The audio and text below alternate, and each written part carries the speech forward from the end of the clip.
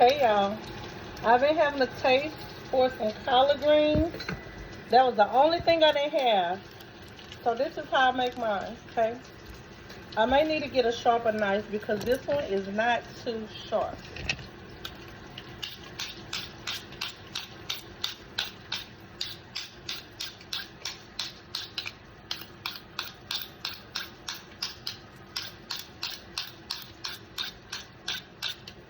All right, let's see how sharp it is now.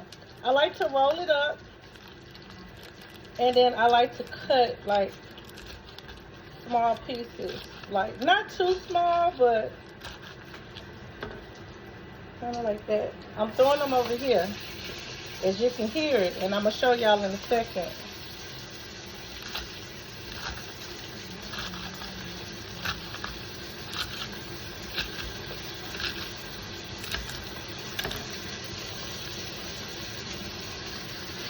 Okay. I like to put the stems in it as well. Okay, so I kind of cut all the way down, except for the very, very ending tip. Okay, now I got some more. Okay, I'm gonna take my time. So I soaked them in vinegar and water.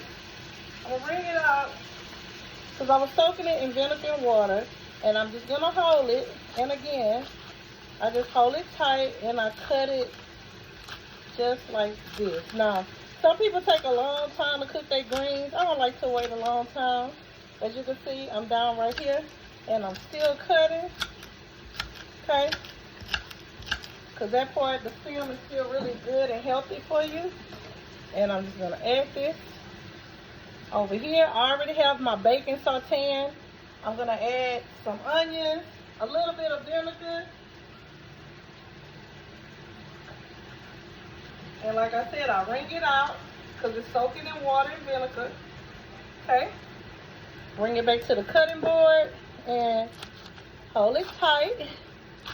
And just continue to cut all the way down. Okay?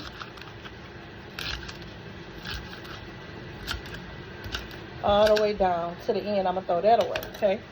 Put this in a pot. Okay? They're already clean. And I'm going to show y'all real quick, okay? So, I have the bacon at the bottom.